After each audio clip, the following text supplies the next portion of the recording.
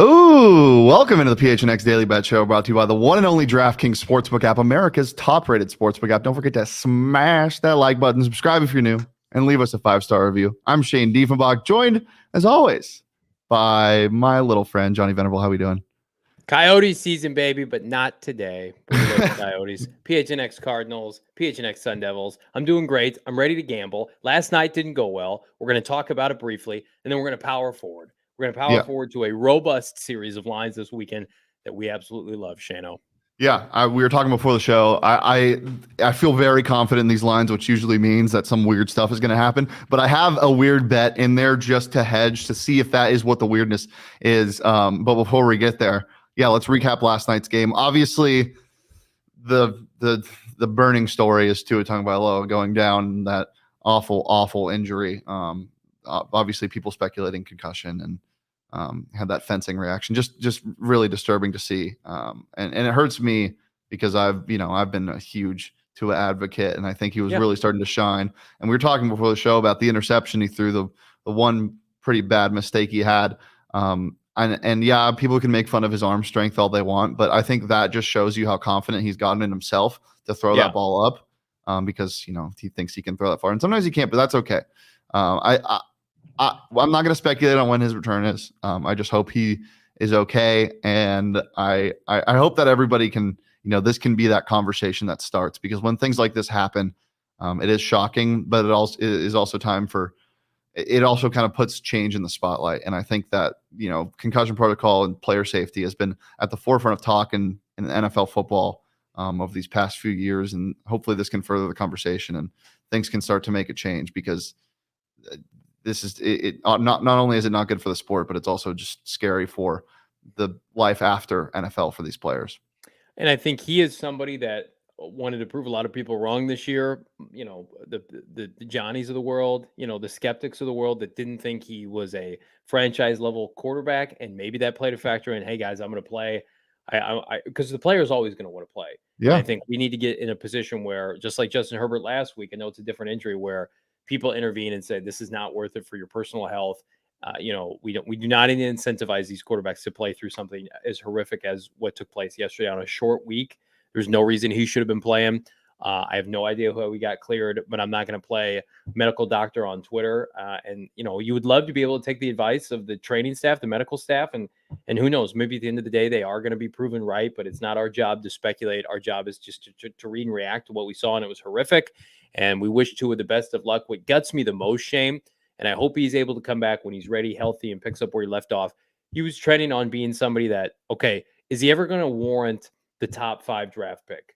And is he ever going to warrant the pick ahead of Justin Herbert? Probably not. But can he be a franchise quarterback? Can he be a Kirk Cousins, Alex Smith-esque franchise quarterback with Mike McDaniel, an offensive guru? I think that the answer was trending toward yes. Yeah. And I hope he's still able to get back to that point. Yeah. We'll see. We'll wait on updates.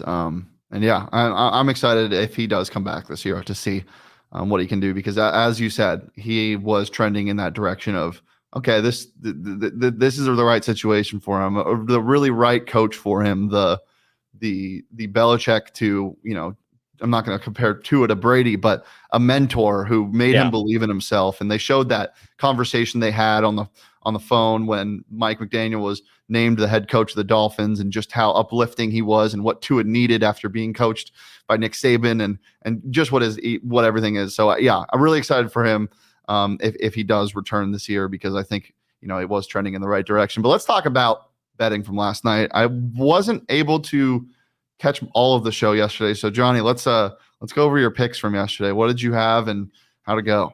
Yeah, not great, because again, like Tua plays that whole game, the over hits. I have no question about that. This is a shootout. I think we get production from guys like Jalen Waddle and company. The Bengals covered. That's fine. I knew they would, because I thought it was a desperation win. I think Miami got their big emotional win last week. But listen, that game would have been a one-possession game. Give credit where credit's due. But then did not get my Tyreek Hill anytime touchdown. What the hell's going on with Jamar Chase? Slow start. I have him in our fantasy league. I don't like this at all.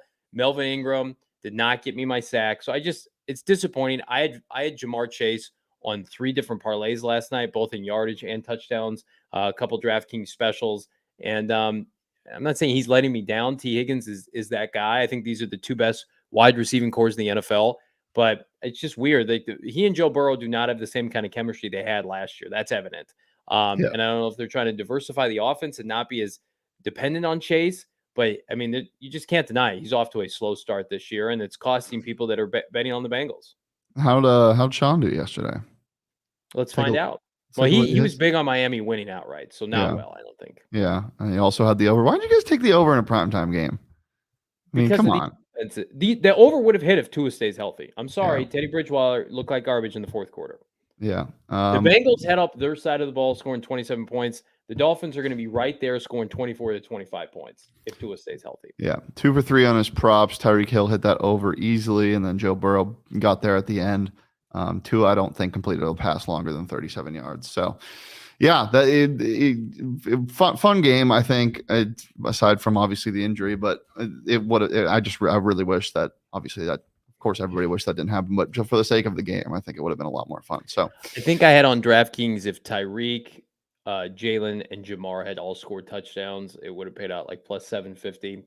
Threw $10 on that. None of that happened. Yeah, I want to actually real quick. I do want to give a shout out to my dad last night who hit big. Nice. Let's see it. I think he hit 3 separate same game parlays. I'm struggling to pull these up. 1 second. It's better than my dad betting on baseball 2 nights ago, and I said, "Get some help, Dad. It's football season." So he hit Joe Mixon first touchdown, 25 to win 162. Ooh. And I thought that was good enough. At the end of the night, he goes boom and sends me this bet slip from DraftKings. 7 picks, same game parlay. Over 20.5 Bengals team total, over 250 Joe Burrow passing yards, 50 plus Mixon rushing yards, 59 Hill receiving yards, 60 plus alternate Jamar Chase receiving yards, would barely hit at the end of the game. Under 56 alternate total points. Bengals money line paid put in 1975 to win. Plus 800, whatever that was. And then he also hit another one, which was a 10-pick same-game parlay with Chase give us Edmonds. Some of this good mojo, Mr. Yeah, Chase Edmonds under, a bunch of receiving overs, $35 to win 630. So shout out Papa Deef, winning some money on DraftKings Sportsbook app with that promo code PHNX, which you guys could do. If you guys want to be like Papa Deef, download it today. Use that promo code PHNX. New customers right now. Bet just $5 on any team to win their game this weekend. Get $200 in free bets if they do. It's just that simple when you download the DraftKings Sportsbook app. If that's not enough, you can also step up with the step up same game parlays. And my dad used that last night. Got a couple boosts in there. The more legs you add, the more value you get, and your odds boost to get you a bigger payout. So make sure to do that. Download it today. Use that promo code PHNX. Bet those $5 on an NFL team to win their game. Get $200 in free bets if they do. That's promo code PHNX at the DraftKings Sportsbook app. Minimum age and eligibility restrictions apply. See those show notes for more details. We got a couple weird lines this week, Johnny. A couple weird odd shifts. Obviously, I think the weirdest one, I think it might have had to do with the hurricane and people thinking, the lines moving. But the Tampa Bay game.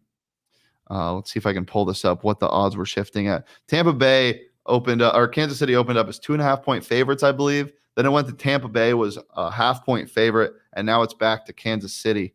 It was this morning, and now it's at Kansas City is the dog now again at 0. Maybe don't touch that game, folks. Maybe unless you feel good about projecting meteorologist forecasts. I don't have any interest in betting on that game. As Ben says in the chat, rat lines everywhere. Truly, there are some rat lines out there. Johnny, let's get into yours. What are your 5 games that you're looking at? What are you dabbling in drafting? It was much easier to pick lines this week than last week. I will say that definitively. I think the Cardinals win outright. I don't care how it looks. 3-0, 13-0, 30-34, whatever. Cardinals are going to win. It's essentially become a pick 'em. That line started at 2.5. It went up to 3.5 at one point briefly. It's down to 1 point for Carolina being the home favorite, which again, that's a pick 'em. I love the Vikings this week. Tease this sumbitch up. The Vikings are going to steamroll the New Orleans Saints. Potentially no Kamara, no Michael Thomas. Jameis isn't playing. I don't care if it's on the road. It is a hidden 10 a.m. game, which means who's going to shine, Mr. Kirk Cousins. The Vikings will win this game. I might tease this bitch up to 7 points. It's my lock of the week, my DraftKings pick of the week, the Vikings -3. I also like the Bears a lot, Shano. Listen, they're the most fraudulent 2-1 team in recent memory, but they get the Giants this week. The Giants injury report is insane. The Giants struggle with mobile quarterbacks. It's going to be in my props here in a minute, but I love the Bears +3. If you want to dabble, if you're feeling frisky, Bears money line is also really interesting. Ooh. And then I'm gonna hurt myself one more time with Josh McDaniels.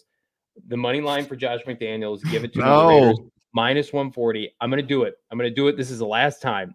The Broncos, to me, very fraudulent. 2-1. I love Nathaniel Hackett. Like, come on, Raiders, you have to win this game, or your season's over. 0-4. Like, you're done. Yeah. Flex all of their games off of prime time. Josh McDaniels. Remember when he was 6-0 in Denver? I think he's lost 80% of his games as a head coach since then. -140, and then give me the under in Cards. Panthers. Baker Mayfield's terrible. The Cardinals can't score points right now. I don't think that changes, especially with the inclement weather. The Cardinals aren't running the ball effectively. They're missing a bunch of players on offense. AJ Green's out. So I think the under hits in that game. I think the Cardinals win by a field goal. Bet in the chat. The Raiders have to win, right? Yes, they have to. They have to. It's your season. You're not. They're the only winners. I don't think they're going to be in the playoffs anyway, but this is it for them. Yeah, this is for the season. All right, we'll get into my picks. I got a weird one in here, Johnny. I don't know if you'll like it so much. I'm taking the Texans money line straight up today or on Sunday, +215. I don't hate that. At home against the Chargers. Justin Herbert banged up. No Rashawn Slater to protect him. Lots of injuries in the secondary. It doesn't seem like this Texans team should be +215. And the Texans aren't good. I'm not saying that by any means. However, Justin Herbert ain't right. And, he has that week off. He got to prepare, but he was in the game for too long. Plus, there's just too many injuries. They lost their deep threat at receiver. I just don't. I think this is worth a sprinkle. By no means am I saying this is the end-all, be-all. The Texans are winning this game. But give me that +215 at home. I love it. A lot of the money is obviously on the Chargers. Their spread -6.5. A lot of the dogs, if they either don't cover or they win outright. That's just what it's been this year. I think this is a spot where the Texans can win this game. So that's my craziest one. Taking Texans +215. Also love the Lions. The line was at 4. I got it at 4 early in the week. They're playing against Seattle. They're at home though. It got all the way up to 6 until this morning when Amon-Ra St. Brown was announced that it was announced that Amon-Ra St. Brown was going to be out. And then also DeAndre Swift was doubtful. I assumed DeAndre Swift wasn't going to play. That's why I love Jamal Williams this week in fantasy. I'm taking the Lions -3.5 right now. I think it's gone down to 3. But get on that while you can. The handle's pretty split. Then as you said, I love the Vikings. No Jameis Winston. Even if he does play, he's doubtful. That's got bad back. It's just not good. I like the Bills as well, -3. I think people are just getting too cute with this Ravens line. I think the Bills cover this game pretty easily, even though they're injured. And then I like the under in a division game that's going to be a big doo-doo stinker. Denver at the Raiders. 45.5 is the total. I'm hammering the under in that game, Mr. Johnny. But my DraftKings Sportsbook pick of the week is in my props, which we'll get to later. Johnny, what do you think about the Texans? I like that a lot more than I feel good about where the Lions are right now with no Swift, no Amon-Ra St. Brown. I picked the Lions to win the North. I'm rooting for them to win, but I am a little bit concerned. Seahawks have been feisty offensively. They're getting great play from the right tackle. And so I was doing a little Seahawk deep dive this morning. Why? Because they're not they're in the Cardinals division. I'm always doing my homework, but they're not a terrible team right now. They are competitive in almost every game outside of the Niner game. And the Lions need to get their time for you to start winning some games, Dan. Like, it's not enough to cover. I need you to win these games that you're not supposed to blow. The Chargers, to me, if the Chargers lose to the Houston Texans, I think there is a chance that he could be fired on Monday. I'm going to say that every Monday. Yes. There's too many injuries to fire him. There's way too many injuries to fire him. Okay. I would be shocked. You just want somebody to get fired, Johnny. If you lose, if you're Brandon Staley and you have a Super Bowl caliber team, even without these players, and you're supposed to be big time second-year head coach, you've ingratiated your system, you lose back-to-back weeks to the Jacksonville Jaguars and the Houston Texans. Your job is not safe. You could get fired on Monday. Oh my God. You just want somebody to get fired. A quarter of the season in, and you're 1-3 with losses to the Jacksonville Jaguars, who could be legit, and the Houston Texans, you might get fired. I don't agree with that, but I think we can all agree that the Chargers are cursed. It just always happens. I need to look and do a deep dive of their coaching staff to see if there could be a coach in waiting on the Brandon roster. Staley's not going to get fired, Johnny. All right, let's move on to props. This is what I like. My DraftKings Sportsbook pick of the week is Chris Olave over 59.5 receiving yards. This is lowered specifically because Jameis Winston probably won't play. I don't care. A hobble Jameis Winston or whoever they throw out, Taysom Hill at quarterback, 59.5 is very reachable because when it comes to an injured quarterback like Jameis Winston or a quarterback that can't really throw the ball, they usually result to getting the ball into your best player's hands and get him in space. Chris Olave, great in space. Chris Olave also has had a great 2 weeks, taking him over 59.5 receiving yards. That is my DraftKings Sportsbook pick of the week. But my other favorite one is Lamar Jackson. Over 1.5 passing touchdowns against the Bills secondary that is just so hobbled. Love this so much. Get that at plus money right now in the DraftKings Sportsbook app. Maybe throw that in a same game parlay or just parlay some player props together. You can get some good odds on that. Then another young receiver, Garrett Wilson. Zach Wilson's supposed to start this week. Another guy that I think probably won't catch a lot of downfield balls because, they're going to be testing Zach Wilson, make sure he's good. They'll probably run a lot of bubble screens, a lot of stuff, a lot of slants. And Garrett Wilson is very, very, very good with the ball in his hands. A lot of separation with that man. So I love my young receivers this week on Sunday. I like it. I like all of them. Your props are usually pretty locked on. It's what I've noticed about Mr. Shane Diefenbach. When we're together watching games on Sunday, I'm usually feeling better about the lines. Shane's usually feeling better about his props. His props very much in the weeds. You can trust it. You can take it to the bank. Here are mine for week 4. Desperately need to get back into the action. Justin Fields, I think, is going to run all over the New York Giants right now. He has the worst completion percentage, the worst deep ball accuracy in the NFL for any quarterback. So how do you remedy that, Shane? You don't have great weapons. You don't have great offensive line play. Just run around, do some shit on the ground. I think, and listen, he's mobile. You can't take that away from him. I'm a Fields guy. I'm a Fields homer. Even me, a staunch Fields homer, can say got some time he needs some time to work on his passing.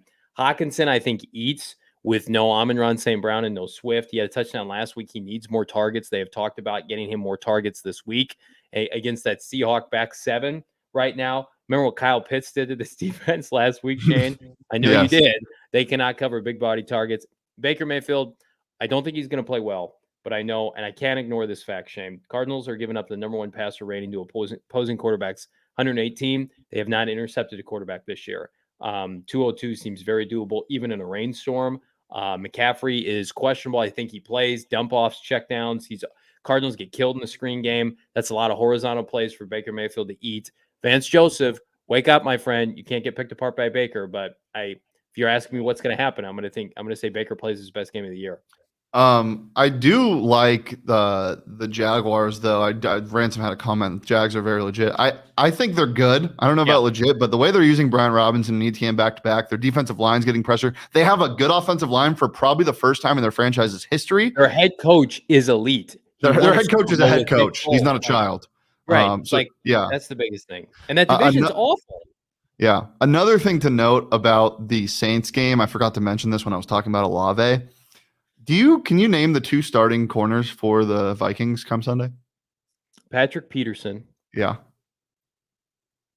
I mean, Xavier Rhodes played for them forever. I know he's not. No, he just got picked up by somebody weird. It's Cam Dantzler.